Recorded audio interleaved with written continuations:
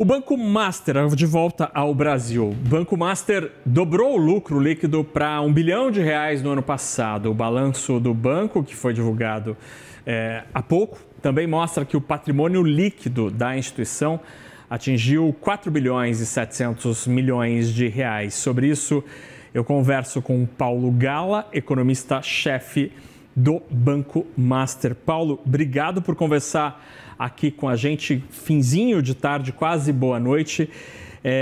Eu queria te ouvir sobre os números apresentados pelo banco, que mostraram pelo balanço uma melhora em várias das linhas do banco, e entender, obviamente, o que acontece com o Banco Master, que no meio desta divulgação, desta melhora dos indicadores, passa por um processo de troca de acionista. Boa tarde. Boa tarde, prazer falar com você, com todos que nos ouvem. Bom, começando com o resultado, né, que você já divulgou, acho que foi um bom resultado, praticamente dobrou em relação ao ano passado, né? O patrimônio líquido do banco também foi para quase R$5 bilhões, então uma expansão bastante robusta de lucratividade, de patrimônio líquido, o retorno sobre o capital também de 28%, foi bastante positivo, então acho que é uma expansão robusta, parte de crédito também expandiu bem, né? Acho que os resultados foram bastante interessantes, né?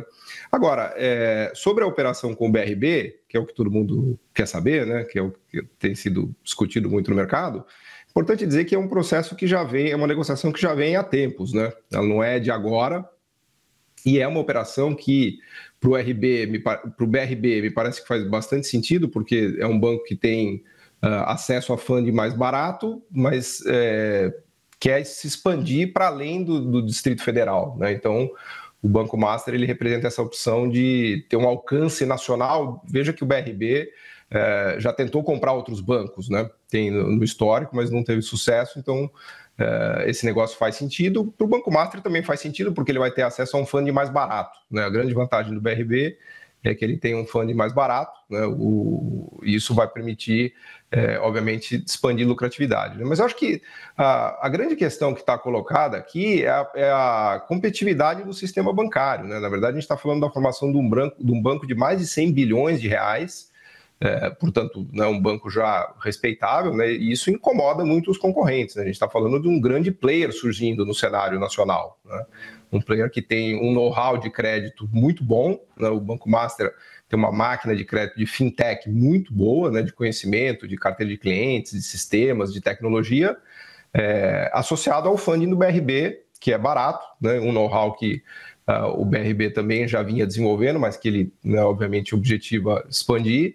Então, a gente está falando da criação de um gigante de crédito nacional. Isso incomoda muita gente, né? Então, é natural que, né, nessas operações tem um monte de notícias, até de fake news, né? Se a gente parar para olhar com calma, mas eu acho que a principal mensagem aqui da história é que a gente precisa aumentar a concorrência do sistema financeiro brasileiro, né? Não é possível a gente ter um sistema em que 5 bancos têm quase 90% do crédito do sistema, né? Um sistema absolutamente concentrado, né? Paulo, você mencionou várias vezes aqui como o Banco de Brasília representa uma mudança de patamar no que se paga no funding. Eu queria te ouvir sobre funding, porque o funding acabou sendo um dos temas que gerou muita discussão ao longo dos últimos trimestres relacionados ao Banco Master, mas, ao mesmo tempo, em que críticos citam, olha, o Banco Master paga muito caro para captar, tem uma carteira de ativos de investimentos mais arriscada que o restante do mercado, mas o resultado do banco mostra que, aparentemente, essa estratégia tem dado certo. Por que não dá para continuar com o mesmo funding? Pois é importante dizer que todo banco pequeno e médio, ele tem um funding mais caro, né? Esse funding que a gente chama de 120%, 130%, 140% do CDI, ele se aplica a todo banco médio, né? Se você olhar aí e fizer uma conta aí de quantos bancos médios pagam de funding, a conta é essa mesmo. Eles têm, primeiro que eles têm, obviamente, mais dificuldade, eles têm um funding mais caro, né? E segundo que eles competem com gigantes, né? São gigantes que têm uma quantidade enorme de agências, de clientela já cativa, etc, etc. Então, a única maneira de um banco médio competir é oferecendo uma atratividade maior, né? Eles fazem isso via plataformas, E também é importante dizer que a gente teve um grande avanço nesses últimos anos, porque os bancos médios eles chegaram a ocupar mais de 10% do sistema financeiro com esse modelo de negócios. Esse modelo de negócio não é só do Master, ele se aplica a todos os bancos médios, né? Então, com esse funding que eles conseguem pegar nas plataformas, eles conseguem, obviamente, expandir a sua carteira de crédito, ganhar espaço no sistema financeiro e ofertar mais soluções de crédito. Agora, tem um outro lado dessa história que a gente poderia se perguntar, que é o seguinte: como esses 5 grandes bancos conseguem cobrar 500% do CDI das pessoas? Porque você pode fazer a pergunta, o reverso da pergunta, né? Os bancões eles pagam apenas 100% do CDI para as pessoas, mas eles cobram 500% do CDI das pessoas. Como eles conseguem cobrar tanto? Eles conseguem cobrar tanto porque o sistema é muito concentrado. Eles têm um poder de monopólio enorme. Então, quando os bancos médios entram cobrando, remunerando em 150% do CDI, na verdade, eles estão transferindo parte da rentabilidade que eles teriam para essas pessoas físicas, que agora conseguem ganhar 130%, 140%, 150% do CDI num CDB desses, né? Então, você poderia inverter completamente essa pergunta e falar assim, bom, mas espera aí, se o bancão grande cobra tanto, se ele cobra 300%, 400%, 500% do CDI, por que ele paga tão pouco na captação? Porque ele tem um poder de monopólio gigantesco. E o que contesta esse poder de monopólio do bancão é o quê? São as plataformas e os bancos pequenos e médios que vêm avançando com o FGC e com essa possibilidade de captação. Então, o que a gente está assistindo é um fortalecimento da competição do sistema financeiro brasileiro, é um aumento da competição. E os bancões vão reagir com muita força, falar, não, mas veja bem, o FGC não pode. Tem vários estudos do FMI que mostram que esquemas de seguro, garantia de depósito aumentam a competição do sistema. Tem trabalhos técnicos do FMI mostrando isso, que países que colocaram esquemas de seguro de depósito tiveram aumento de concorrência, né? Então, é evidente que para quem a gente chama ali que é o incumbente, que é o bancão que está ali, vai falar, não, isso não pode, muito cuidado com isso, veja bem. Na verdade, eles estão tentando defender a posição de monopolista deles. É razoável, assim, tá todo mundo tentando defender a sua posição, né? Não, e você mencionou esse quadro, Paulo. Assim, quando o bancão paga 100% CDI, na verdade é uma vantagem, porque o que tem de bancão que paga 95%, 94%... Exato. Agora falando do calendário de compromissos do Master e sobre o timing desta operação. O calendário de compromissos de médio prazo é bastante carregado. Existia, se não fosse esta negociação, algum risco ao cumprimento deste calendário de obrigações?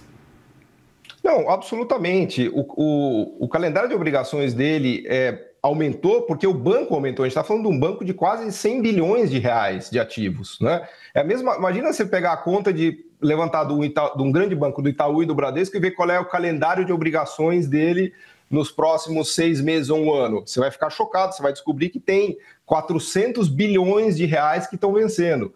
Outra conta que se faz, o fundo pode consumir uma parcela relevante do fundo garantidor de crédito, o banco, né? Imagina se você fizer essa conta para um grande banco. Um grande banco ele é um múltiplo do tamanho do fundo garantidor de crédito, né? Então, todas essas contas que se colocam, elas fazem sentido para um banco que está se expandindo, que está ficando grande. É natural que os números fiquem grandes, mas é isso mesmo que a gente quer. Se a gente quer ter um concorrente forte, um concorrente à altura do sistema, os números vão aumentar, né? Então, todas essas contas que estão sendo feitas para o Banco Master teriam que ser feitas para todos os outros bancos.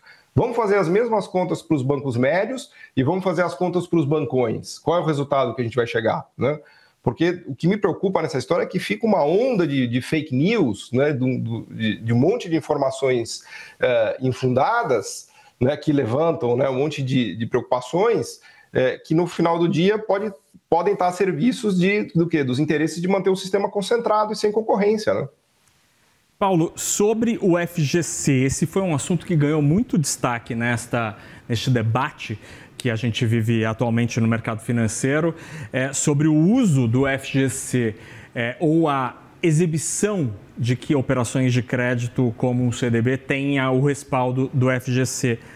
Houve abuso por parte do Master na utilização desta publicidade? O Master topa rediscutir a utilização desta ferramenta ou ela está adequada? Eu acho que o FGC é o grande instrumento de fomento de crédito no Brasil, né? Isso quem diz não sou eu. De novo, se você olhar esses trabalhos do FMI, eles mostram que os sistemas que têm esses esquemas de depósito garantia, eles apresentam ganho de eficiência, ganho de competição, né? E ajudam a reduzir o poder de monopólio dos grandes bancos, né? Então, o Fundo Garantidor de Crédito, a verdade é assim, nós temos um sistema hoje que é um pouquinho mais competitivo graças a 3 coisas. Número 1, as plataformas de investimento, com destaque de BTG e XP. Número 2, ao FGC. E número 3, ao fortalecimento dos pequenos bancos e dos médios. E a gente põe as fintechs aí no meio, né? Então, esse ecossistema que está conseguindo contestar o poder dos grandes bancos. Porque, veja, nenhum dos bancos pequenos e médios tem agências. Como é que você compete com um grande banco que tem milhares de agências espalhadas pelo país, que tem aqueles clientes todos ali presos no seu pool de agências? Hoje a gente consegue competir porque o banco, na verdade, está no seu smartphone. Então, cada pessoa agora enxerga o smartphone como banco. Tendo a plataforma, né, como uma XP, como um BTG, como uma Genial e como muitas outras, tendo um banco médio, uma fintech que está operando ali no smartphone e tendo o fundo garantidor de crédito que dá essa garantia de funding, a gente cria um ecossistema muito mais concorrencial. O que o Master fez foi se valer desse sistema e se expandir, né? Nada mais natural do que fazer isso num sistema capitalista. Ele está querendo ocupar mercado, porque senão a acusação que vai ser feita é: não, Banco Master, você está querendo ocupar no mercado, você está querendo expandir seu lucro, você está querendo expandir suas operações. Isso é natural, todos os bancos fazem isso. Então, a gente precisa olhar, eu acho que dessa perspectiva, porque hoje tem um monte de notícias falando assim: os bancões vão pedir ao Banco Central para reduzir o uso do FGC. Claro, eu no lugar deles faria o mesmo. Nada atrapalha mais a concorrência do Brasil do que o FGC. Melhor acabar com o FGC, porque daí ficam com 4 bancos e eles mandam no país e voltamos para 1990, entendeu? Essa discussão que está colocada na mesa é essa, assim.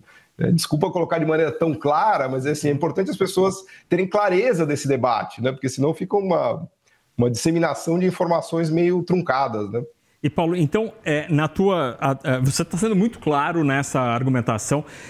A leitura, então, que você nos traz é que existe uma reação dos incumbentes que não querem perder mercado, que não querem o surgimento, o fortalecimento de um concorrente. Dá para comparar esta reação, por exemplo, a reação dos mesmos incumbentes quando surgiram as grandes fintechs que acabaram sendo hoje grandes concorrentes e que estão ali para e passo com os grandes bancos? É o mesmo tipo de estratégia? Sem dúvida, né? Inclusive, no final do dia, a estratégia dos bancões vai ser acabar o quê? Tentar comprar todos esses concorrentes, né? O que é o que a gente vê nesses movimentos de tentativa de contestação dos monopólios. A gente vê os grandes monopolistas comprando os entrantes. Na verdade, é isso que acontece, né? Basta ver o que aconteceu, por exemplo, com o Itaú, que comprou a XP. Foi um movimento de tentar barrar aquilo ali.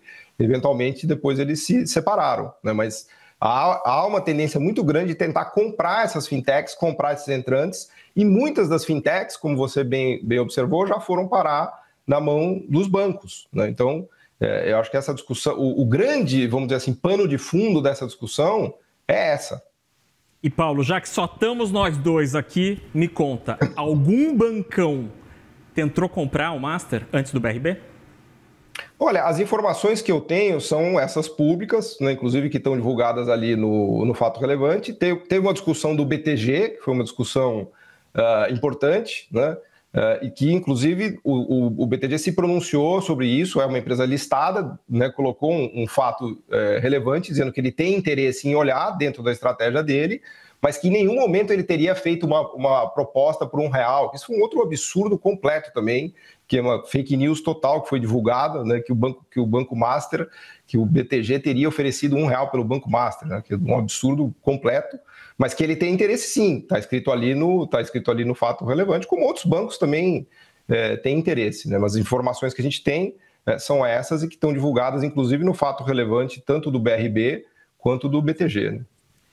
A gente conversou com o Paulo Gala, economista-chefe do Banco Master, que conversou com a gente sobre o resultado do banco no ano passado, esse lucro de mais de R$1 bilhão, e obviamente não teria como fugir desta discussão a negociação e o anúncio do negócio envolvendo a venda de parte das ações do Banco Master ao Banco de Brasília. Paulo Gala, obrigado pela conversa, ótima noite. Obrigado, prazer. Até logo.